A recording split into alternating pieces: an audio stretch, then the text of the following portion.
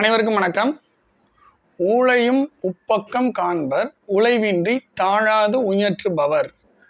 அதாவது நமக்கிருக்க விதியை கூட மாற்றக்கூடிய சக்தி முயற்சிக்குள்ளது. தொடர்ச்சியாக நம்ம முயற்சி பண்ணிக்கிட்டே இருக்கோம் அப்படின்னா கண்டிப்பாக ஒரு நாள் வெற்றி அடைஞ்சிருவோம். இப்போ முயற்சி அப்படின்னு எடுத்துக்கிட்டிங்கன்னா நீங்கள் எந்த துறையை வேணாலும் எடுத்துக்கோங்க. எந்த துறையாக இருந்தாலும் தொடர்ச்சியாக அதை கண்டினியூவாக நீங்கள் முயற்சி பண்ணிக்கிட்டே இருக்கீங்கன்னா கண்டிப்பாக சக்ஸஸ் உங்களை தேடி வரும். இப்போ 10ஓட 1 11 நம்ம இருந்துடாமல் நம்ம கொஞ்சம் வித்தியாசமாக செயல்களை செய்யணும். இப்போ எல்லாரும் தான் படிக்கிறாங்க, நல்லா கவனிங்க, எல்லாரும் தான் படிக்கிறாங்க.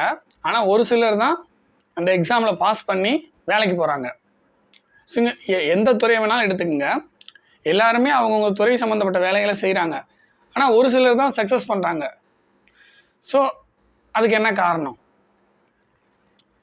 ஃபார் எக்ஸாம்பிள், இப்போ எல்லாரும் படிக்கிறாங்க, ஆனால் ஒரு சிலர் சக்ஸஸ் ஆகிறாங்க. எதனால் அப்படின்னு கேட்டிங்கன்னா, வெற்றியாளர்கள் பார்த்திங்கன்னா வித்தியாசமான செயல்களை செய்கிறதில்ல, அவங்க செய்கிறதே வித்தியாசமாக செய்கிறாங்க.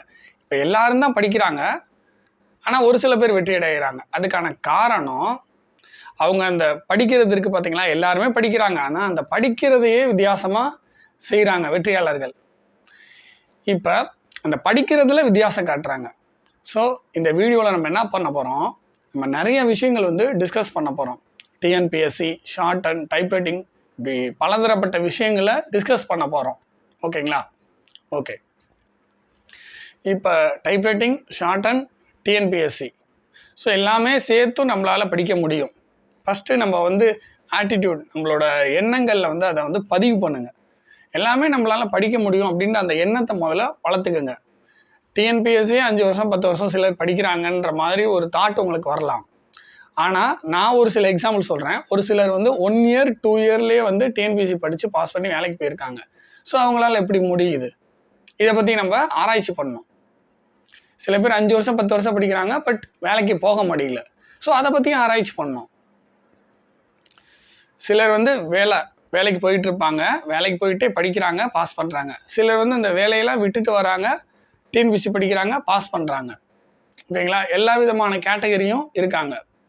நமக்கு ஒரு விஷயம் நமக்கு ஒரு விஷயம் வேணும் அப்படின்னா நம்ம அதற்கான எஃபர்ட் போடணும். நம்ம வேலைக்கு போயிட்டே படித்தாலும் சரி, நம்ம வேலைக்கு போகாமல் வெறும் படிப்பையே ஒரு வேலையாக நம்ம வச்சுருந்தாலும் சரி, நம்ம எந்த இடத்துலையும் நம்ம முயற்சி பண்ணிக்கிட்டே இருந்தால் மட்டும்தான் அந்த சக்ஸஸ் உங்களுக்கு வரும். வேலைக்கு போயிட்டு சில பேர் தீவிரமாக அவங்களுக்கு கிடைக்கக்கூடிய டைமில் முயற்சி பண்ணி படித்து கவர்மெண்ட் ஜாப் வாங்கிடுறாங்க. நான் சொல்கிறது ப்ரைவேட் ஜாபில், ஒரு ப்ரைவேட் ஜாபுக்கு போயிட்டு அவங்களுக்கு கிடைக்கக்கூடிய டைமில் நல்லா சிறப்பாக நல்லா முயற்சி பண்ணி படித்து கவர்மெண்ட் ஜாப் வாங்கிட்டு போகிறவங்களும் இருக்காங்க. ஃபுல் டைமாக படிக்கிறத வச்சுருக்கவங்களும் ஃபுல்லாக முயற்சி பண்ணி ஃபுல்லாக எஃபோர்ட் போட்டு படித்து வேலைக்கு போகிறாங்க.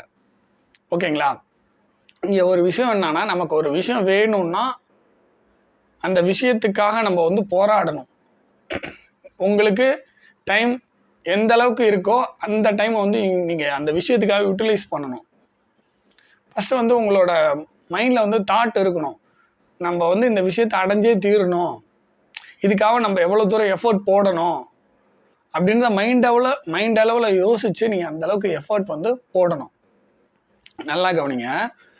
ஷார்ட் அண்ட் டைப்ரைட்டிங், டிஎன்பிஎஸ்சி, இந்த 3மே உங்களால் படிக்க முடியும்னு நீங்கள் நினைக்கிறீங்க அப்படின்னா கண்டிப்பாக உங்களால் முடியும். நம்மளால் டிஎன்பிஎஸ்சி கூட படிக்க முடியாது அப்படின்னு நினைக்கிறீங்கன்னா அது உங்களோட தாட் அப்படி இருக்குது அப்படின்னா உங்களால் படிக்க முடியாது. ஸோ இதுதான் விஷயம். ஃபஸ்ட்டு உங்களோட மைண்டில் அந்த எண்ணம் உதிக்கணும். மைண்டில் அந்த எண்ணம் வரணும். நம்ம நம்மளால் எல்லாமே பண்ண முடியும், நம்மளால் எல்லாமே படிக்க முடியும், கண்டிப்பாக பாஸ் பண்ண முடியும் அப்படின்ற அந்த எண்ணம் ஃபஸ்ட்டு வரணும். அந்த எண்ணம் என்ன பண்ணும், உங்களை தூங்க விடாது மீன்ஸ் அந்த எண்ணம் உங்களை புரட்டி போடும். எப்படி புரட்டி போடும் அப்படின்னா, சரி நம்ம படிக்கணும், நம்ம ப்ராக்டிஸ் பண்ணணும், அதுக்கான டைமை ஒதுக்கணும், நம்ம படிக்கணும் அப்படின்னு சொல்லிட்டு நீங்களே டைம் ஒதுக்கி கண்டிப்பாக நீங்கள் படிப்பீங்க. ஓகே. இப்போ ஒரு சில தாட் இருக்குது, அந்த தாட்டை நான் சொல்கிறேன். சிலர் டிஎன்பிஎஸ்சிவே நம்பாதீங்க அப்படின்னு சொல்கிறாங்க. இந்த விஷயங்களை நீங்கள் கவனிங்கன்னு சொல்ல வரேன். சிலர் என்ன சொல்கிறாங்க, டிஎன்பிஎஸ்சி நம்பாதீங்க, வேணாம், டிஎன்பிஎஸ்சி வேஸ்ட்டு, நீங்கள் ப்ரைவேட் ஜாபுக்கு போயிருங்க, இதிலெல்லாம் டிஎன்பிஎஸ்சிலாம் வேலை வாங்க முடியாது அப்படின்னு சொல்லுவாங்க சிலர். நான் என்னோட தாட் என்ன அப்படின்னா, நீங்கள் ப்ரைவேட் ஜாபுக்கே போகாமல், எந்த விதமான ஜாபுக்கும் போகாமல் நீங்கள் வீட்டில் இருக்கீங்க, படிக்கிறது மட்டும்தான் வேலை அப்படின்னா, கண்டிப்பாக உங்களால் எப்படி கவர்மெண்ட் ஜாப் வாங்க முடியாமல் போகும் அப்படின்றது தான் என்னோட தாட்டு. உங்களோட ஃப்ரெண்ட்ஸை பார்த்துருப்பீங்க, நிறைய பேர் வந்து ஒரு 5 வருஷமோ, ஒரு 8 வருஷமோ, ஒரு 10 வருஷமோ, இல்லை 3 வருஷமோ படிச்சுட்டு இருப்பாங்க. ஆனால் அவங்களால டிஎன்பிசியில் வேலை வாங்க முடியாமல் இருக்கலாம். பட் எனக்கு கிடைச்ச எக்ஸாம்பிளே நான் சொல்கிறேன். 1 வருஷம் 2 வருஷம் படிச்சு கூட வேலைக்கு போயிருக்காங்க டிஎன்பிசியில். ஓகேங்களா? 1 வருஷம் 2 வருஷம் ஃபுல்லாக படித்து கூட டிஎன்பிசியில் குரூப் 4லேயோ குரூப் 2லேயோ ஜாப் வாங்கிட்டு போயிருக்காங்க. இது நடந்த உண்மை தான். ஸோ அப்படின்னா நம்ம என்ன பண்ணணும், ஃபுல்லாக முயற்சி பண்ணணும், ஃபுல் எஃபோர்ட் போடணும்.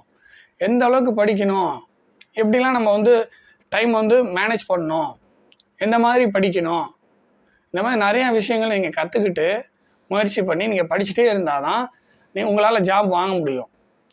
நீங்கள் வேலை விட்டு வந்துட்டால் மட்டும் உங்களால் ஜாப் வாங்க முடியாது. நீங்கள் அதுக்கான ஃபுல் எஃபோர்ட் போடுறீங்கன்னா கண்டிப்பாக 100% உங்களால் ஜாப் வாங்க முடியும்.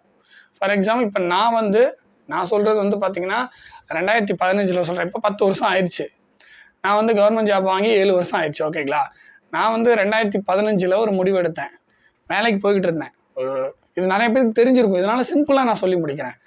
2015 வேலை வேணான்ட்டு ப்ரைவேட் ஜாப் தான் இருந்தேன். வேலை வேணான்ட்டு வந்தேன். டிஎன்பிசி படிக்க ஆரம்பித்தேன். அதுக்கப்புறம் வந்து டைப்ரைட்டிங் ஷார்ட் ஹேண்ட் பற்றிலாம் தெரிஞ்சுக்கிட்டு நானே வந்து ரிசர்ச் மீன்ஸ் என்ன, டைப்ரைட்டிங் ஷார்ட் ஹேண்ட் டிஎன்பிசி இதோட கட் ஆஃப்லாம் நானே ரிசர்ச் பண்ணி டைப்ரைட்டிங் ஷார்ட் ஹேண்ட் இதெல்லாம் கம்ப்ளீட் பண்ணி டிஎன்பிசி படித்து வேலைக்கு போயாச்சு. ஸோ எனக்கு இதுக்கு எவ்வளோ நாட்கள், எவ்வளோ வருடங்கள் ஆச்சு அப்படின்னு பார்த்தீங்கன்னா ஒரு 2.5 வருஷம், 2.5 years. ஓகேங்களா? டைப்ரைட்டிங் ஷார்ட் ஹேண்ட் டிஎன்பிசி எல்லாமே சேர்த்து சொல்கிறேன். ஒரு 2.5 years ஆயிடுச்சு, வேலைக்கு போயாச்சு. ஓகேங்களா? ப்ரைவேட் ஜாப்பை விட்டுட்டு வந்து படித்து வேலைக்கு போயிட்டேன்.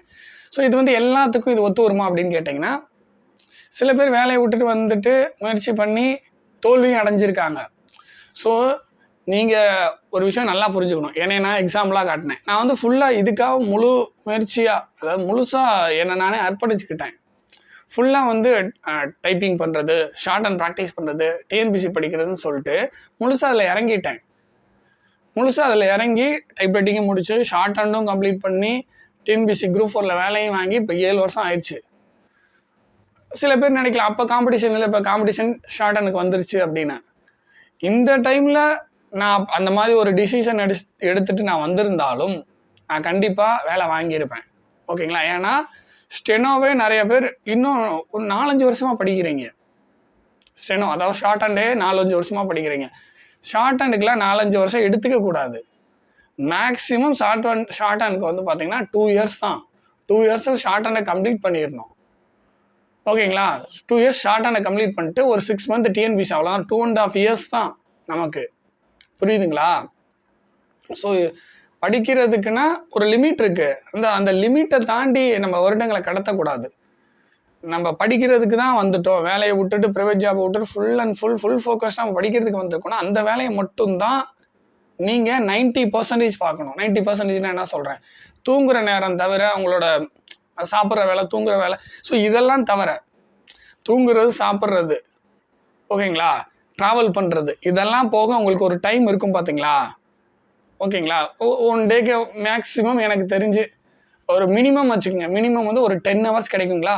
24 hours தூங்குறது, சாப்பிட்றது, பஸ்ஸில் போகிறது இதெல்லாம் தவிர்த்தா கூட ஒரு 14 மணி நேரம் அதுக்கு நீங்கள் ஒதுக்கிட்டா கூட ஒரு 10 மணி நேரம் உங்களுக்கு கிடைக்கும். கரெக்டுங்களா? 1 டேக்கு கண்டிப்பாக சாலிடாக 10 hours அசால்ட்டாக கிடைக்கும்.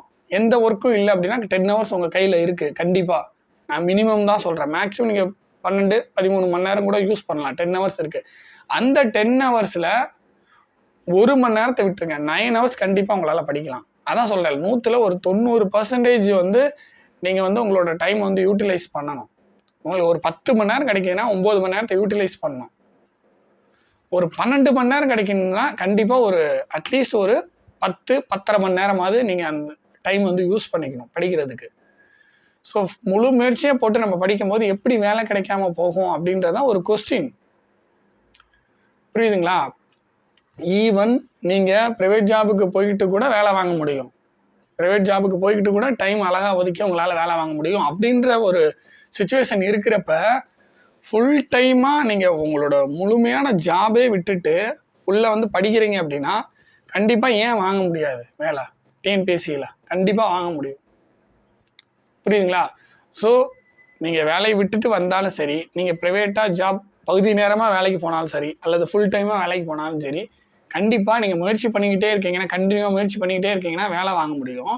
அதுலேயும் பர்டிகுலராக குறிப்பாக நீங்கள் ப்ரைவேட் ஜாப் போயிட்டுருக்கீங்க, ப்ரைவேட் ஜாப்பை விட்டுட்டு வந்துட்டீங்க, அல்லது எந்த வேலைக்கும் போகல, வெறும் படிக்கிறது தான் வேலை அப்படின்னா கண்டிப்பாக 100% ஜாப் வாங்க முடியும். அதுக்கான முயற்சியை கரெக்டாக நீங்கள் போடணும். நிறைய பேர் வேலையை விட்டுட்டு வந்து படிக்கிறாங்க. நிறைய பேர் எந்த ஒர்க்கும் இல்லாமல், எந்த வேலையும் இல்லாமல் படிக்கிறத மட்டுமே வேலையாக வச்சுருக்காங்க. ஆனால் எல்லா வேலையும் வாங்க முடியுதா? வாங்க முடியல. ஸோ அந்த இடத்துல நீங்கள் டிஃப்ரெண்ட்டாக வந்து யோசிக்கணும். எல்லாரும் படிக்கிறாங்க. ஆனால் அந்த படிக்கிறதுல என்ன வித்தியாசம் நம்ம காட்டணும்? எல்லாரும் புக் எடுத்து வச்சு படிக்கிறாங்க. ஸோ அந்த படிக்கிறதுல வித்தியாசத்தை நம்ம காட்டணும்.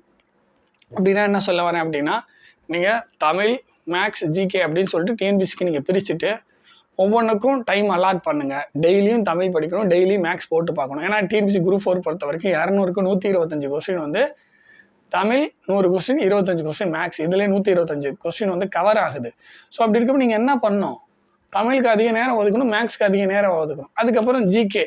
ஸோ ஜிகேல வரலாறு, ஸோ அதுக்கு அதிகமாக டைம் ஒதுக்கணும். பாலிடிக்ஸ், அதுக்கு அதிகமாக டைம் ஒதுக்கணும். ஸோ இதெல்லாம் கொஸ்டின்ஸ் வந்து அதிகமாக வருது. ஸோ அதுக்கப்புறம் நீங்கள் எக்கனாமிக்ஸ், அதுக்கப்புறம் வந்து ஜியாகிரஃபி, அதுக்கப்புறம் வந்து சயின்ஸு ஃபுல்லாக, அதுக்கப்புறம் கரண்ட் அஃபேர்ஸ். இந்த மாதிரி நீங்கள் கரெக்டாக டைம் ஒதுக்கி கரெக்டாக நீங்கள் படிச்சுட்டே இருக்கணும். எல்லா சப்ஜெக்டையும் ஒரே நாளில் வச்சுக்கிட்டு ஸ்கூல் மாதிரி டைம் டேபிள் போடக்கூடாது. ஸ்கூலில் வந்து ஒரு 7 பீரியட் இருக்குது, சில ஸ்கூலில் 8 பீரியட் இருக்கும். அந்த மாதிரி 7 சப்ஜெக்ட் 8 சப்ஜெக்ட்டு நம்ம பிரிச்சுக்க கூடாது. ஒரு நாளைக்கு மேக்ஸிமம் 3 சப்ஜெக்ட் தான் படிக்கணும். ஸோ நீங்கள் வந்து பார்த்தீங்கன்னா கரெக்டாக செயல்படணும்னு சொல்ல வரேன். எல்லா சப்ஜெக்டையும் ஒரே நாளில் படித்தீங்கன்னா கண்டினியூட்டி கிடைக்காது.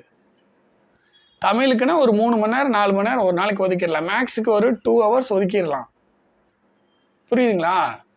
ஒரு தமிழுக்கு ஒரு 4 ஹவர்ஸ் ஒன் டேக்கு ஒதுக்கலாம், மேக்ஸுக்கு ஒரு 2 ஹவர்ஸ் ஒதுக்கலாம். மீதி இருக்கக்கூடிய 4 மணி நேரம் ஜிகேக்கு ஏதாவது ஒரு சப்ஜெக்ட்டுக்கு ஒதுக்குங்க.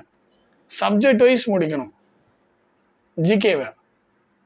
ஒரே நாள்லேயே சயின்ஸும் சோசியல் சயின்ஸும் ப்ளஸ் கரண்ட் அஃபேர்ஸ் எல்லாமே சேர்த்து வச்சு படிக்கக்கூடாது. ஒரே ஒரு சப்ஜெக்ட். அதுலேயும் பர்டிகுலராக இப்போ சோசியல் சயின்ஸ்னு எடுத்துக்கிட்டிங்க அப்படின்னா ஹிஸ்ட்ரி, வரலாறு ஃபுல்லாக 6ஆவதுலேருந்து 12ஆவது வரைக்கும் கம்ப்ளீட் பண்ணிக்கிட்டு அதுக்கப்புறம் தான் அடுத்த சப்ஜெக்டே நீங்கள் போகணும். அதுக்கப்புறம் எல்லாம் புக்ஸ் எல்லாம் கம்ப்ளீட் பண்ணதுக்கப்புறம் அவுட் சோர்ஸ்க்கு போகணும். இல்லை sir book plus out source வரலாறை ஃபஸ்ட்டு முடிக்கிறேன் அப்படின்னா அதை ஃபஸ்ட்டு நீங்கள் கம்ப்ளீட் பண்ணணும். அதுக்கப்புறம் என்ன பண்ணணும்? அதுக்கப்புறம் அடுத்த சப்ஜெக்ட் பாலிட்டி போகணும். புக்கு ப்ளஸ் அவுட் சோர்ஸ் அது ரெண்டையும் நீங்கள் வந்து கம்ப்ளீட் பண்ணணும். ஸோ அதுக்கப்புறம் எக்கனாமிக்ஸ், அதுக்கப்புறம் ஜியாகிரஃபி, அதுக்கப்புறம் சயின்ஸு, ஓகேங்களா? அதுக்கப்புறம் வந்து பார்த்தீங்கன்னா கரண்ட் அஃபேர்ஸு. ஸோ நான் என்ன சொல்ல வரேன்னா கரெக்டாக நீங்கள் டைம் மேனேஜ்மெண்ட் பண்ணி கரெக்டாக படிக்கிறீங்க அப்படின்னா கண்டிப்பாக சக்ஸஸ் பண்ண முடியும். வேலையை விட்டுட்டு வந்து யாராவது வந்து படிக்கிறீங்க அப்படின்னா பயப்படாதீங்க, கண்டிப்பாக அச்சீவ் பண்ண முடியும். கண்டிப்பாக டிஎன்பிஎஸ்சியில் ஒரு ஜாப் வந்து உறுதியாக வாங்க முடியும். ஓகேங்களா? இப்போ அடுத்த ஒரு சில விஷயங்கள் டிஸ்கஸ் பண்ணுறேன். சில பேர் என்ன சொல்லுவாங்க, எஸ்எஸ்சி, ரயில்வே, பேங்கிங் அப்படின்னு சொல்லிட்டு சில பேர் போயிருப்பாங்க. டிஎன்பிஎஸ்சிலேருந்து அங்கே போயிருப்பாங்க, அல்லது அங்கேருந்து எஸ்எஸ்சி, ரயில்வே, பேங்க்கு அந்த இது படிச்சுட்டு இருப்பாங்க. அதுலேருந்து இந்த இதுக்கு வந்திருப்பாங்க டிஎன்பிஎஸ்சிக்கு. நான் என்ன சொல்கிறேன்னா ஏதாவது ஒன்றை தான் நீங்கள் எய்ம் பண்ணணும். எல்லா எக்ஸாமும் போய் எழுதிட்டு இருக்கக்கூடாது. சில பேர் சொல்லுவாங்க, சார் என் ஃப்ரெண்ட்ஸில் எல்லா எக்ஸாம் எழுதுறாங்க, இதுலேயும் செலக்ட் ஆகிறாங்க, அதுலேயும் செலக்ட் ஆகுறாங்கன்னா அவங்களுக்கு நிறைய அனுபவம் இருந்திருக்கும், ஒரு 10 இயர்ஸ் கூட படிச்சிருப்பாங்க. நான் என்ன சொல்கிறேன்னா ஃபஸ்ட்டு வந்து குறிக்கோளை வந்து நீங்கள் எப்படி வைக்கணும்னா ஒரு இது மேலே குறிக்கோளை வைக்கணும். நீங்கள் பல விஷயங்கள் மேலே டார்கெட் பண்ணுறீங்கன்னா எதை அச்சீவ் பண்ணுவீங்க? நீங்கள் இங்கேருந்து ஒரு ஊருக்கு போகணுன்னா கரெக்டாக அந்த ஊர் பேர் சொல்லி அதை நினச்சி நீங்கள் போனால் தான் அந்த ஊருக்கு போக முடியும். நீங்கள் 4-5 ஊரை டார்கெட்டாக வச்சுக்கிட்டிங்கன்னா எந்த ஊருக்கு போய் சேருவீங்க? ஸோ இதே தான், ஓகேங்களா? இதில் இதிகாசத்தையே எக்ஸாம்பிளாக நம்ம வந்து எடுத்துக்கலாம். துரோணாச்சாரியார் வந்து பாண்டவர்களுக்கும் கௌரவர்களுக்கும் பயிற்சி கொடுத்துட்ருப்பார், பாடம் கற்பிச்சிட்டு இருப்பார். ஸோ அதில் வந்து நிறைய பேர்த்துட்டு கொஸ்டின் கேட்டுக்கிட்டே வருவார், என்ன இருக்குது, இங்கே என்ன இருக்குது, அங்கே என்ன இருக்குன்ட்டு. பட் அர்ஜுனன் மட்டும் என்ன சொல்லுவார், குருவியோட அந்த கண்கள் மட்டும்தான் தெரியுது அப்படிம்பாரு. ஸோ கரெக்டாக கண்களை வீழ்த்துவார். ஸோ நமக்கு டார்கெட் அப்படின்னா ஒன்று தான் இருக்கணும். அப்படி டார்கெட் வந்து ஒரே டார்கெட் இருக்கும்போது தான் நம்ம அதை நோக்கி போவோம், அதுலேயே ஃபுல் ஃபோக்கஸ்டாக இருப்போம், அதுலேயே நம்மளோட முழு கவனத்தை செலுத்துவோம். அப்படின்னா ஈஸியாக பாஸ் பண்ண முடியும். டிஎன்பிஎஸ்சி அப்படின்னா டிஎன்பிஎஸ்சி மட்டும் டார்கெட்டாக வைங்க. நான் நடுவில் வந்து எஸ்எஸ்சி படிக்கிறேன், நான் நடுவில் பேங்கிங் படிக்கிறேன், நான் வந்து நடுவில் வந்து ஆர்ஆர்பி படிக்கிறேன் அப்படின்ற மாதிரி நீங்கள் அந்த டார்கெட்டை வேறு எது மேலே நீங்கள் செலுத்தக்கூடாது. டிஎன்பிசி அப்படின்னா டிஎன்பிசி தான், பேங்கிங் அப்படின்னா பேங்கிங் தான். இப்படி தான் நீங்கள் வந்து பிரிச்சுக்கணும். டிஎன்பிசினா டிஎன்பிசி, பேங்கிங்னா பேங்கிங், எஸ்எஸ்சினா எஸ்எஸ்சி மட்டும். சார் இதுக்கும் அதுக்கும் கொஞ்சம் தான் சார் சிலபஸ் ஏற்படுது, அதனால் ரெண்டையுமே படிக்கிறேன் சார் அப்படின்னீங்கன்னா அது வந்து சரியான முறையாக இருக்காது அப்படின்றது என்னோட தாட்டு. அது வந்து சரியான கைடன்ஸாக இருக்க முடியாதுன்றது என்னோட தாட்டுங்க. இது என்னோட தாட், இது என்னோட பெர்ஸ்பெக்டிவ், இது என்னோட வியூ. டிஎன்பிசின்னு எடுத்துக்கிட்டிங்கன்னா டிஎன்பிசியில் மட்டும் ஃபோக்கஸ் பண்ணுங்கள், கண்டிப்பாக சீக்கிரமாக அச்சீவ் பண்ணலாம். டிஎன்பிசியும் படிச்சுட்டு, எஸ்எஸ்சியும் படிச்சுட்டு, ஆர்ஆர்பியும் படிச்சுக்கிட்டு, பேங்கிங்கும் படிச்சுட்டு இருந்தீங்கன்னா உங்களோட வெற்றி கண்டிப்பாக நான் சொல்கிறேன் தாமதமாகும். கண்டிப்பாக நான் அடித்து சொல்கிறேன். பல படிப்புகள் மேலே நீங்கள் கவனம் செலுத்துறீங்கன்னா உங்கள் வெற்றி வந்து கண்டிப்பாக தாமதமாகும். ஏதாவது ஒரு இதில் கவனம் செலுத்தி ஃபுல் ஃபோக்கஸ்டாக நீங்கள் படிக்கிறீங்கன்னா கண்டிப்பாக வெற்றி வந்து சீக்கிரம் அடைஞ்சிடலாம். டிஎன்பிசின்னு எடுத்துக்கிட்டீங்க, டிஎன்பிசி படிங்க, 2 இயர்ஸ் தான் அடித்து தம்சம் மட்டும் போயிட்டே இருக்கணும். பேங்கிங்கா 2 இயர்ஸ் தான் அடித்து தம்சம் மட்டும் போயிட்டே இருக்கணும். நான் சொல்கிறது மேக்ஸிமம் சொல்கிறேன். 2 இயர்ஸ்ன்றது 2 இயர்ஸ் படிக்கிறதுக்கு போதுங்க, அதுக்கு மேலெலாம் தேவைப்படாதுங்க. ஏன்னா 1 இயரே வந்து எனஃப் எனக்கு தெரிஞ்சு. 2 இயர்ஸ் மோர் தென் எனஃப். 1 இயர் அப்படின்றது போதும், 2 இயர் அப்படின்றது ரொம்ப போதும், அப்படி வச்சுக்கலாம் நீங்கள். எனஃப், மோர் தென் எனஃப். 1 இயர் அழகாக நீங்கள் பிளான் போட்டு நீங்கள் படிக்கிறீங்கன்னா அழகாக சிலபஸ் கவர் பண்ணி எதுக்கு அதிக முக்கியத்துவம் கொடுக்கணுமோ அதுக்கு அதிக முக்கியத்துவம் கொடுத்து அதில் ஃபுல் ஃபோக்கஸ் பண்ணி, தமிழ்லனா 100 கொஸ்டின் எவ்வளோ தூரம் மேக்ஸிமம் நம்மளால் எஃபர்ட் போட்டு ஒரு 95 அந்த மாதிரி ரீச் பண்ணுற அளவுக்கு நம்மளை திறமையை வளர்த்துக்கணும். மேக்ஸ் 25 கொஸ்டின் அப்படின்னா 23, 22 கொஸ்டின் வந்து போடுற அளவுக்கு நம்மளோட திறமையை வளர்த்துக்கணும். ஸோ அங்கேயே உங்களோட சக்ஸஸ் வந்து முடிவாயிருது. 125க்கு ஒரு 120 அல்லது 115க்கு மேலெலாம் போட்டிங்கன்னா அங்கேயே உங்களோட வெற்றி நிர்ணயமாயிருது. 125 கொஸ்டினுக்கு 115 கொஸ்டின் போட்டிங்கன்னா அங்கேயே சக்ஸஸ்ஸு. அதுக்கப்புறம் அந்த சைடு இருக்கக்கூடிய ஜிகேயில் அழகாக 75ங்களா, 75ல் மினிமம் வச்சுக்கிட்டாலும் நீங்கள் நார்மலாக படித்தாலே ஒரு 50 போட்டுடலாம். புரியுதுங்களா? ஸோ நம்ம ஈஸியாக வந்து நம்ம படிக்கிறதுக்கான வழிமுறையை சூஸ் பண்ணி படிக்கணும். ஸோ இதுலேயும் கொஞ்சம் முன்னாடி போகணும். கொஞ்சம் நல்லா திங்க் பண்ணுறீங்க அப்படின்னா டைப்ரைட்டிங் முடிச்சு வச்சுட்டிங்கன்னா உங்களுக்கு நான் சொன்ன மாதிரி 5லேருந்து ஒரு 8 கொஸ்டின் வந்து கம்மியாகும். உங்களுக்கு கிடைக்கும், மினிமம் 5 கொஸ்டினாவது கிடைக்கும். 5லேருந்து 8 கொஸ்டின் கிடைக்கும். சில எக்ஸாமில் 8 கொஸ்டின் வரைக்குமே போகும், சில எக்ஸாமில் 5, 6, 7 வரைக்கும் வரும். டிஎன்பிசி குரூப் 4 எக்ஸாம் பற்றி நான் சொல்லிக்கிட்டு இருக்கேன். ஸோ ஜூனியர் ஸ்டடிக்கு ஒரு 170 கொஸ்டின் கட் ஆஃப்னா கண்டிப்பாக டைப்ரைட்டிங்க்கு 163லேருந்து 165 வரைக்கும் இருக்கும். இதுவே ஸ்டெனோவும் நீங்கள் சேர்த்து முடிச்சிட்டிங்கன்னா ஒரு 155 கொஸ்டின், ஓகேங்களா, ஒரு 155 கொஸ்டின் கட் ஆஃபில் வந்து நிற்கும். ஸோ ஜூனியர் ஸ்டன்லேருந்து டைப்ரைட்டிங்க்கு 5லேருந்து ஒரு 8 கொஸ்டின், ஓகேங்களா, டைப்ரைட்டிங்லேருந்து ஸ்டெனோவுக்கு ஒரு 10 கொஸ்டின். ஸோ ஆவரேஜாக நீங்கள் கணக்கு வச்சுக்கிட்டா கூட ஜூனியர் ஸ்டன்லேருந்து ஸ்டெனோவுக்கு டோட்டலாக ஒரு 15 கொஸ்டின் கண்டிப்பாக கம்மியாக தான் இருக்கும். இவ்வளோ தூரம் அப்படி தான் நடந்துட்டுருக்கு. புரியுதுங்களா? ஸோ டைப்ரைட்டிங் போத்தே இருக்கணும், ஸ்டெனோவும் போத்தே இருக்குன்னா நீங்கள் ஒரு கால்ஃபரில் இருக்கக்கூடிய டிஎன்பிசி குரூப் 4 கால்ஃபரில் இருக்கக்கூடிய எல்லா போஸ்ட்டுக்கும் எலிஜிபிளாக இருப்பீங்க. ஸ்டெனோ இல்லைனா ஸ்டெனோ போஸ்ட்டுக்கு எலிஜிபிளாக இருக்க மாட்டீங்க. டைப்ரைட்டிங் இல்லை, ஸ்டெனோ இல்லைனா டைப்ரைட்டிங் மற்றும் ஸ்டெனோ எந்த போஸ்ட்டுக்கும் எலிஜிபிளாக இருக்க மாட்டீங்க. வெறும் ஜூனியர் ஸ்டண்ட் விஓ அந்த மாதிரி போஸ்ட்டு தான் எலிஜிபிளாக இருப்பீங்க. ஸோ ஒரு கால்ஃபரில் இருக்கக்கூடிய எல்லா போஸ்ட்டுக்கும் எலிஜிபிள் ஆகிறதுக்கு நம்மளோட தகுதியை வந்து வளர்த்துக்கணும். ஸோ நம்ம தகுதியை வளர்த்துக்கணும் அப்படின்னா டைப்ரைட்டிங் ஷார்ட் அண்ட் பிடிக்கணும். இப்போ குரூப் 2 2 வரும்போது நீங்கள் ஃபார் எக்ஸாம்பிள் ஒரு எக்கனாமிக்ஸ் டிகிரி நீங்கள் வச்சுருந்தீங்கன்னா கொஞ்சம் கட் ஆஃப் கம்மியாக வரதுக்கான வாய்ப்புகள் இருக்குது. கொஞ்சம் அதிகமான போஸ்ட்டுக்கு நீங்கள் வந்து எலிஜிபிளாக இருப்பீங்க. ஸோ இந்த மாதிரி டிஎன்பிசின்னு வந்துட்டிங்கன்னா அதுக்கு தகுந்த மாதிரி குவாலிஃபிகேஷன் நீங்கள் வளர்த்துக்கணும். அதுக்கு தகுந்த மாதிரியான படிப்புகளை நீங்கள் சூஸ் பண்ணி படிக்கணும். குரூப் 4 வந்துட்டால் டைப்ரைட்டிங் ஷார்ட்டாக நீங்கள் படிச்சிட்டிங்கன்னா உங்களுக்கு ஆடட் அட்வான்டேஜ், கட் ஆஃப் கம்மியாகுது. குரூப் 2 2 வரும்போது மேக்ஸ் ப்ளஸ் வந்து பார்த்தீங்கன்னா எக்கனாமிக்ஸ் இந்த மாதிரிலாம் நீங்கள் படிச்சுட்டிங்கன்னா டிகிரி படிச்சிட்டிங்கன்னா உங்களுக்கு ஆடட் அட்வான்டேஜ், கொஞ்சம் கட் ஆஃப் கம்மியாக வரதுக்கான வாய்ப்புகளும் இருக்குது. அதே மாதிரி மற்றவங்களோட ஒருபடி மேலே இருப்பீங்க. ஸோ அதனால் இந்த விஷயங்கள்லாம் தெரிஞ்சுக்கங்க. ஸோ நம்ம படிக்கிறதுன்னு வந்துட்டோம், எல்லாரும் தான் படிக்கிறாங்க. ஆனால் நம்ம சேர்த்து எக்ஸ்ட்ரா குவாலிஃபிகேஷன் நம்ம வளர்த்துக்கணும். எவ்வளோ வருஷமாக டிஎன்பிசி நிறைய பேர் படிச்சிருப்பீங்க. இந்நேரம் டைப்ரைட்டிங் ஷார்ட் அண்ட் முடிச்சிருந்துருக்கலாம். ஒரு எக்கனாமிக்ஸில் ஒரு டிகிரியும் முடிச்சிருந்துருக்கலாம். ஃபார் எக்ஸாம்பிளுக்கு சொல்கிறேன். சில பேர் 5 வருஷம் படிக்கிறேன் 10 வருஷம் படிக்கிறேன்றாங்க. கேட்குறதுக்கே பிரமிப்பாக இருக்குது. கேட்குறதுக்கே நம்பத்தெல்லாம் சுற்றுது. என்னடா இவ்வளோ நாட்கள் எதுக்கு படிக்கிறாங்க அப்படின்ற மாதிரியான ஒரு உணர்வு வருது. அப்படியே நீங்கள் சரி ஒரு 5 இயர்ஸ் வச்சுக்கிட்டாலும் அட்லீஸ்ட் அந்த கேப்பில் நம்ம ஒரு எக்கனாமிக்ஸ் டிகிரியை போட்டிருக்கலாம்.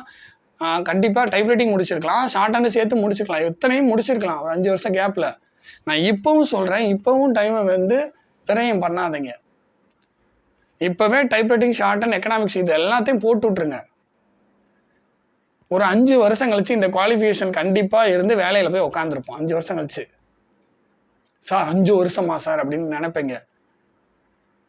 இதே தான் 5 வருஷத்துக்கு முன்னாடி நினச்சிருப்பீங்க. 5 வருஷமா 5 வருஷம் ஆகுமான்ட்டு. ஆனால் இப்போ 5 வருஷத்துக்கு அப்புறம் வந்து அதே ஸ்டேஜில் தான் இருக்கீங்க. ஸோ அப்படின்னா என்ன பண்ணியிருக்கலாம், முன்னாடியே typewriting short and economics degree இதெல்லாம் முடிச்சு வச்சுருந்துருக்கலாமா? ஸோ திருப்பி போய் சொல்கிறேன், இப்போ இருந்து 5 வருஷம் கழிச்சு இதே ஸ்டேஜில் நீங்கள் இருக்கக்கூடாதுன்றதுக்காக நான் பேசிகிட்டு இருக்கேன். இப்போ கூட ஒன்றும் டைம் வந்து அதிகமாகலை, காலதாமதம் ஆகலை. டைப்ரைட்டிங் சேருங்க, ஷார்ட் அண்ட் சேருங்க, ஒரு டிகிரி எக்கனாமிக்ஸில் ஒரு டிகிரியை போடுங்க. எக்ஸ்ட்ரா குவாலிஃபிகேஷனை வளர்த்துக்கிறதுக்கு டிஎன்பிசி ரிலேட்டடாக நம்ம எக்ஸ்ட்ரா குவாலிஃபிகேஷன் என்னென்னா வளர்த்துக்கலாம் அப்படின்றத யோசிச்சு அதுக்கு தகுந்த மாதிரி படிப்புகளை, அதுக்கு தகுந்த மாதிரி டெக்னிக்கல் குவாலிஃபிகேஷனே வளர்த்துக்கங்க. வளர்த்துட்டு அந்த எக்ஸாம்லாம் முடிச்சு சர்டிஃபிகேட்டையும் வாங்கி வச்சுக்கோங்க. ஸோ இதெல்லாம் நீங்கள் பண்ணிங்கன்னா டிஎன்பிசியில் சக்ஸஸ் பண்ணலாம். இல்லை நான் ஜூனியர் ஸ்டூடெண்ட் மட்டும்தான் படிப்பேன் அப்படின்னீங்கன்னா அட்லீஸ்ட் அதையாவது கரெக்டாக பண்ணுங்கள்.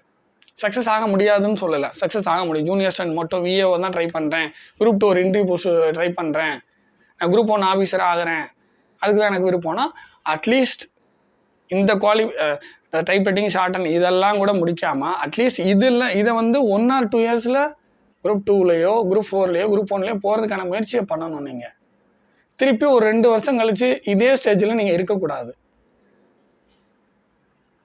சைட் பை சைட் நீங்கள் டைப்ரைட்டிங் ஷார்ட் ஹேண்டும் போடலாம், எக்கனாமிக்ஸ் டிகிரி போடலாம். ஸோ இவ்வளோ ஐடியாஸ் வந்து உங்களுக்கு எடுத்து கொடுக்குறேன். டிஎன்பிசினா இப்படி தான் இருக்குது. ஸோ இதெல்லாம் எக்ஸ்ட்ரா குவாலிஃபிகேஷன், இதெல்லாம் வளர்த்துக்கிட்டிங்கன்னா கட் ஆஃப் கம்மியாகும், எக்ஸ்ட்ரா போஸ்டிங்க்கு எலிஜிபிளாக இருப்பீங்க. சரிங்களா? எத்தனையோ யூடியூப் சேனல் பார்த்துருப்பீங்க. ஓகேங்களா? நம்மளோட சேனலும் பார்த்துட்டு இருப்பீங்க, பலரோட சேனல் பார்த்துட்டு இருப்பீங்க. அவங்களும் சரி நானும் சரி ஒரு 5-6 வருஷமாக கைட் பண்ணிக்கிட்டு தான் இருக்கோம். ஆனாலும் நிறைய பேர்த்துக்கு 5 வருஷம் 6 வருஷம் வேலை கிடைக்கல நிறைய பேர்த்துக்கு. ஆனால் இதே டெக்னிக்கல் குவாலிஃபிகேஷனையோ ஒரு டிகிரி எக்கனாமிக்ஸில் நீங்கள் போட்டு வச்சுருந்தீங்கன்னா இந்நேரம் வேலை கிடைச்சிருக்கும். ஸோ திருப்பி அதையே தான் நம்ம சொல்லிக்கிட்டு இருக்கோம். எல்லாரும் தான் படிக்கிறாங்க, ஆனால் கொஞ்சம் நம்ம டிஃப்ரெண்ட்டாக யோசிச்சு டெக்னிக்கல் குவாலிஃபிகேஷன் நம்ம முடிச்சு வச்சுக்கலாம். சைடில் அதை போடுங்க. எவ்வளோ நேரம் ஆக போகுது? டைப்ரைட்டிங் ஒரு 2 ஹவர்ஸ், ஷார்ட் ஹேண்டுக்கு ஒரு 2 ஹவர்ஸ். இல்லை சார் ஷார்ட் ஹேண்ட் வேணாம், டைப்ரைட்டிங் மட்டும் போகுதுன்னா ஒன்றும் பிரச்சனை இல்லை, டைப்ரைட்டிங்கு 2 ஹவர்ஸ் ஒதுக்கிடுங்க. மீதி நேரத்தை ஃபுல்லாக வந்து ஃபுல் ஃபோக்கஸ்டாக டிஎன்பிசிக்கு படிங்க. ஒரு டிகிரி போட்டுக்குங்க, எனக்கு தெரிஞ்சு அது நல்லது. நான் தமிழ் வழிக்காக சொல்லலை, தமிழ் வழி நீங்கள் இல்லைனா கூட ஒரு எக்கனாமிக்ஸ் டிகிரி வந்து உங்களுக்கு குரூப் 2 2A கை கொடுக்கும். புரியுதுங்களா? ஸோ இதெல்லாம் எக்ஸ்ட்ரா குவாலிஃபிகேஷன் நீங்கள் வளர்த்துக்கணும் அப்படின்றதுக்கான ஒரு ஐடியா வந்து கொடுக்குறேன். ஃபுல்லாக ப்ரைவேட் ஜாப்பை விட்டுட்டு வந்து படித்தாலும் ஃபுல் ஃபோக்கஸ்டாக அந்த டிஎன்பிசிக்கு படித்து வேலை வாங்குறதுக்கு முயற்சி பண்ணுங்கள். சீக்கிரமாக வேலை வாங்குங்க, நாட்களை கடத்த வேணாம். எனக்கு பயமாக இருக்குது சார், எனக்கு இன்னும் ஒரு 4-5 வருஷம் ஆயிரும் சார் அப்படின்ற மாதிரி ஒரு தாட் வந்ததுன்னா கண்டிப்பாக சைடில் டைப்ரைட்டிங் ஷார்ட் அண்ட் இதெல்லாம் போடுங்க, ஒரு டிகிரியை போடுங்க. புரியுதுங்களா? ஸோ இவ்வளோ தூரம் பேசியிருக்கேன். இதெல்லாம் நீங்கள் வந்து உட்காந்து ஆராய்ச்சி பண்ணுங்கள். ஓகேங்களா? ஒரு சில கண்டென்ட் ரிவர்ஸ் பண்ணி கூட முன்னாடி போய் கூட பாருங்கள். எது ஒத்து வருதோ அந்த மாதிரி விஷயங்களை ஏற்றுக்குங்க. உங்களால் முடிஞ்சால் டைப்ரைட்டிங் ஷார்ட் அண்ட் ஒரு டிகிரி எக்கனாமிக்ஸில் இதெல்லாம் வந்து டக்குன்னு அதெல்லாம் இப்போவே போட ஆரம்பிச்சிருங்க. திருப்பி ஒரு 5 வருஷம் கழிச்சு இதே ஸ்டேஜில் இருக்கக்கூடாது. அட்லீஸ்ட் டைப்ரைட்டிங் ஷார்ட் அண்ட் ஒரு எக்கனாமிக்ஸ் டிகிரி இதெல்லாம் முடிச்சு நம்ம வேலையில் போய் உட்காந்துருக்கணும். ஸோ அதுக்காக தான் பேசிகிட்டு இருக்கேன். ஓகேங்களா? இல்லை சார் என்ன இதெல்லாம் வேணாம் சார், என்னால் நல்லா படிக்க முடியும் சார், எப்படியாவது படித்து நான் வந்து ஜூனியர் ஸ்டண்டாவோ அல்லது விஏஓவோ அல்லது வந்து குரூப் 2 2A ஒரு இன்டர்வியூ போஸ்ட்லேயோ நான் போயிடுறேன் சார் அப்படின்னு நினச்சிங்கன்னா கடுமையாக முயற்சி பண்ணுங்கள். ஒரு நாள் கூட வேஸ்ட் பண்ணாதீங்க. ஃபுல் ஃபோக்கஸ்டாக படிங்க. ஓகேங்களா? ஃபுல் ஃபோக்கஸ்டாக படித்து பாஸ் பண்ணுங்கள். ஓகே, இப்போ அடுத்த கட்டத்துக்கு வரும். இப்போ டிஎன்பிஎஸ்சி படிக்கிறதுக்குன்னு முடிவாகிட்டிங்கன்னா 6லேருந்து 12th வரைக்கும் எதெல்லாம் சிலபஸில் கவர் ஆகுதோ அதெல்லாம் நீங்கள் படிக்கணும். அது மட்டும் பத்தாது. அவுட் சோர்ஸ், இந்த புக்ஸை தாண்டி, ஸ்கூல் புக்ஸை தாண்டி அவுட் சோர்ஸும் நம்ம படிக்க வேண்டியதாக இருக்குது. காம்படிஷன் ஹெவி ஆக ஆக என்ன பண்ணுறாங்கன்னா, அந்த கொஸ்டினோட தன்மையை வந்து ஹெவி பண்ணுறாங்க, ஒரு டஃப் பண்ணுறாங்க. டிஎன்பிஎஸ்சி தரப்பில் புக்ஸில் இருந்து கொஞ்சம் கொஸ்டின்ஸ் தான் கேட்குறாங்க. நிறைய அவுட் சோர்ஸ் மெட்டீரியல்னு சொல்ல வரல, அவுட் சோர்ஸ் நிறையா. அவுட் சோர்ஸ்னால் நான் புக்கை தாண்டி இருக்கிறது அவுட் சோர்ஸ். ஸோ வெளியில் நிறைய போகிறாங்க. இப்போ ஒரு டாபிக் சிந்து சமவெளி நாகரிகம் அப்படின்னா, ஸோ அந்த டாபிக் புக்கில் இருக்கிறதையும் கேட்குறாங்க, புக்கை தாண்டி வெளியில் இருக்கிறதையும் கேட்குறாங்க. வெளியில் மீன்ஸ் இந்த புக்கில் இல்லாத வெளி கண்டென்ட், அங்கேயும் போகிறாங்க. ஸோ அப்படின்னா நம்ம வந்து தெளிவாகணும். ஃபஸ்ட்டு புக்கில் இருக்கிறது பேஸ் கண்டென்ட்டு, அந்த பேஸை நல்லா ஸ்ட்ராங் பண்ணிக்கணும். அதுக்கப்புறம் அவுட் சோர்ஸு புக்கு வாங்கி நம்ம வந்து ப்ரிப்பேர் பண்ணணும். ஓகேங்களா சார்? நம்ம எத்தனை அவுட் சோர்ஸ் போனாலும் அதே மீறி வெளியில் எடுக்கிறாங்க அப்படின்றது அது வேறு, அது ஓகே. ஆனால் நம்ம அட்லீஸ்ட் ஏதாச்சும் ஒரு அவுட் சோர்ஸாவது நம்ம படிக்கணும். ஒரு சப்ஜெக்ட்டுக்கு ஒரு அவுட் சோர்ஸ் நம்ம கண்டிப்பாக படிக்கணும். டிஎன்பிஎஸ்சி பொறுத்த வரைக்கும் காம்படிஷன் ஹெவி ஆகிடுச்சு. ஓகேங்களா? பலர் பல விதமாக போராடிட்டாங்க. ஃபார் எக்ஸாம்பிளுக்கு இது என்னோடய தாட்டுங்க, வேறு ஒன்றும் இல்லை. இப்போ புது ஸ்கூல் புக்ஸ்லேருந்து கேட்க ஆரம்பித்தாங்க கொஸ்டின்ஸு. அதுக்கப்புறம் என்ன பண்ணாங்க, புதுசு பழசு ரெண்டும் கலந்து, பழைய ஸ்கூல் புக்ஸும் கலந்து கேட்க ஆரம்பிச்சிட்டாங்க. ஸோ இதெல்லாம் எதனால் நடந்ததுன்றதை நம்ம ஆழ்ந்து யோசிக்கணும். நம்ம வந்து ஃபார் எக்ஸாம்பிளுக்கு சொல்கிறேன், நம்ம டிஎன்பிஎஸ்சிக்கு எதிராக போராட அவங்க வந்து இன்னும் ஸ்ட்ராங்காக டஃப் பண்ணிக்கிட்டே போகிறாங்கன்றது இது என்னோடய தாட்டு. உங்களில் சிலருக்கு இந்த தாட்டை வந்து ஏற்றுக்க முடியாமல் கூட போவீங்க. பட் இது வந்து என்னோட தாட்டு, இது என்னோட வியூ, இது என்னோட பெர்ஸ்பெக்டிவ். டிஎன்பிஎஸ்சிக்கு எதிராக நீங்கள் போராட அவங்க என்ன பண்ணுறாங்க, அடுத்த கட்டத்துக்கு மூவ் ஆகுறாங்க. அடுத்த கட்டத்துக்கு எப்படி மூவ் ஆகுறாங்கன்னா, டஃப் பண்ணுறாங்க எக்ஸாமை. நீங்கள் ஃபஸ்ட்டு வந்து ஜென்ரலாக சொல்லுவோம், புதிய ஸ்கூல் புக்ஸ், பழைய ஸ்கூல் புக்ஸ், இது ரெண்டுலேயே இருந்து கொஸ்டின்ஸ் எடுத்தாங்கன்னு சொல்லிட்டு போராடணும். நிறைய பேர் போராடினாங்க, நிறைய பேர் யூடியூப்ல கேள்வி கேட்டாங்க, நிறைய ஸ்டூடெண்ட்ஸ் கேள்வி கேட்டாங்க. சரி அப்படியா அப்படின்னு சொல்லிட்டு அவங்க என்ன பண்ணாங்க, சரி நான் வந்து அவுட் சோர்ஸ் போகிறேன்ட்டு அவுட் சோர்ஸ்க்கு போயிட்டாங்க. இப்போ ஸ்கூல் புக்ஸு புதுசு பழசு அவுட் சோர்ஸ் அப்படி கேட்க ஆரம்பிச்சிட்டாங்க. இப்போ நிறைய பேர் என்ன போராடுறாங்க, ஸ்கூல் புக்ஸ்லையும் கேட்குறீங்க, அவுட் சோர்ஸ்லையும் கேட்குறீங்க அப்படின்னு சொல்லிட்டு அதுக்கு ஒரு போராட்டம் மீன்ஸ் என்ன, இந்த மாதிரி கேள்வி கேட்குறது யூடியூப்லேயோ அல்லது வந்து ஸ்டூடெண்ட்ஸோ அப்படியே கேள்வியை முன்வைக்கிறது, அது கவர்மெண்ட் வரைக்கும் போகுது. அப்போ என்ன ஆகுதுன்னா, அடுத்து என்ன டஃப் பண்ணலான்றதை யோசிக்கிறாங்கன்றது என்னோட தாட்டாக இருக்குது. இப்போ அடுத்த டைம் இன்னும் டஃப்பாக தான் வருமோ அப்படின்ற ஒரு தாட் எனக்கு உருவாகுது. ஸோ நம்ம என்ன பண்ணணுன்ட்டுனா, நம்ம நீட்டாக படிச்சுட்டு போயிடணும். அடுத்தடுத்து போராட இன்னும் கொஸ்டின்ஸ் டஃப் தான் ஆகும். இப்போ என்ன, இப்போ வந்து ஒரு டாபிக்னா அந்த டாபிக் ரிலேட்டாக எது வேணாலும் கேட்பாங்கன்ற மாதிரி வருது. ஓகே, கேட்டு போகிறாங்க. நம்ம அதுக்கு தகுந்த மாதிரி ப்ரிப்பேர்ட் ஆகிடணும். இன்னும் கொஞ்சம் அதிகமாக நீங்கள் எடுத்து திருப்பி கேள்வி கேட்க என்ன ஆகும்னா, அடுத்து வந்து சிலபஸை மாத்திரேன்னு போவாங்க. புரியுதுங்களா? அடுத்து இன்னும் வேறு என்ன பண்ணலான்னு யோசிச்சு அதுக்கு தகுந்த மாதிரி பண்ணுறதுக்கான ஒரு வாய்ப்பு இருக்குது. இது என்னோட தாட், இது என்னோட பெர்ஸ்பெக்டிவ். ஓகேங்களா? இது என்னோட வியூ, அவ்வளோதான். ஸோ அதனால் நம்ம கேள்வியெல்லாம் கேட்க வேணாம். இப்போ இருக்கிற சிலபஸ் படி நம்ம அழகாக படித்து முடிச்சிட்டோன்னா நம்ம கண்டிப்பாக வந்து வின் பண்ணிடலாம். ஓகேங்களா? என்னோட தாட் சொல்லணும்னு நினச்சேன், அதனால் சொன்னேன். நம்ம கேள்வி கேட்க அவங்க ஒவ்வொரு டைமும் டஃப் பண்ணிக்கிட்டே போகிற மாதிரி எனக்கு தோணுது, அவ்வளோதான். அது யூடியூப்பில் நிறைய கேள்வி கேட்குறாங்க. ஓகேங்களா? ஸ்டூடெண்ட்ஸும் நிறைய கேள்வி கேட்குறாங்க. நான் அது தப்பாக ரைட்டான்ற அந்த கான்செப்டுக்குள்ளே போகல. ஸ்டூடெண்ட்ஸ் கேட்குறது நியாயமாகவும் இருக்கலாம். யூடியூப்பில் நிறையா ஸ்டாஃப்ஸ் கேட்குறது, நிறைய யூடியூப் அகாடமிஸ் கேட்குறது நியாயமாகவும் இருக்கலாம், நான் இல்லைன்னு சொல்ல. திருப்பி நம்ம அந்த வியூவிலே நம்ம பார்க்குறோம், உங்கள்கிட்ட கொஸ்டின் டஃப் பண்ணிட்டாங்க அந்த வியூவில் இருக்கும் அப்படின்னா, அதே திருப்பி டிஎன்பிஎஸ்சி தரப்பில் டிஎன்பிஎஸ்சி கிட்ட நம்ம கேட்டுக்கிட்டோ கவர்மெண்ட்டை கேட்டுகிட்டே இருக்கோம்னா திருப்பி டஃப் பண்ணுவாங்க. நம்ம எவ்வளோ நாள் போராடுறது? ஸோ நம்ம முழுமையாக உள்ளே இறங்கி படிக்க ஆரம்பிச்சிடணும். இப்போ இருக்கிறது முன்னாடி ஸ்டேஜை விட இப்போ இருக்கிற ஸ்டேஜ் டஃப்பு, ஆனால் இதை விட டஃப் ஆக்கிக்காதீங்க. ஓகேங்களா? இப்போ என்ன ஒரு சிலபஸ், அந்த சிலபஸ் ரிலேட்டடாக எது வேணாலும் கேட்போன்ற மாதிரி வந்திருக்காங்க. ஓகே, மறுபடியும் போராடினா சிலபஸே சேஞ்ச் பண்ணுவாங்க திருப்பியும். இப்போ தான் ரீசெண்டாக 2025 சேஞ்ச் பண்ணாங்க, 2024 டிசம்பரில் சேஞ்ச் பண்ணாங்கன்னு நினைக்கிறேன். திருப்பியும் அந்த சேஞ்சை கொண்டு வந்துடாமல் நம்ம தான் பார்த்துக்கணும். அப்படின்னா என்ன அர்த்தம்னா, நம்ம வேலையை மட்டும், படிக்கிற வேலையை மட்டும் நம்ம பார்க்குறோம் அப்படின்னா அவங்களும் கரெக்டாக கொஸ்டினை வந்து செட் பண்ணுவாங்க. ஓகேங்களா? ஓகே. ஸோ எல்லாத்துக்கும் மேலே இப்போ என்ன அப்படின்னா, இது எல்லாத்தையும் விட ரொம்ப முக்கியமானது, நம்ம முயற்சி பண்ணணும், நம்ம படிக்கணும், டிஎன்பிஎஸ்சி ரிலேட்டடாக இருக்கக்கூடிய சில டெக்னிக்கல் குவாலிஃபிகேஷனை வளர்த்துக்கணும், சில டிகிரியை நம்ம வந்து முடிக்கணும். இதெல்லாம் சைடில் வச்சுக்கணும். சைடில் மீன்ஸ் இதுக்கெல்லாம் வந்து 1 or 2 hours, டைப் ரைட்டிங்னா ஒரு 2 hours, ஷார்ட் அண்ட்னா 2 hours. நான் வந்து என்ன சொல்கிறேன்னா, டைப் ரைட்டிங் ஷார்ட் அண்ட் சைடில் தான் வச்சுக்க சொல்கிறேன். அப்படின்னா அதுக்கு நீங்கள் டைமை கொஞ்சம் கம்மியாக ஸ்பெண்ட் பண்ணுங்கள். ஏன்னா நம்ம ஒரு கட்டத்தில் டிஎன்பிஎஸ்சி குரூப் 4 எக்ஸாம் எழுதி ஃபெயில் ஆயிடுறோம்.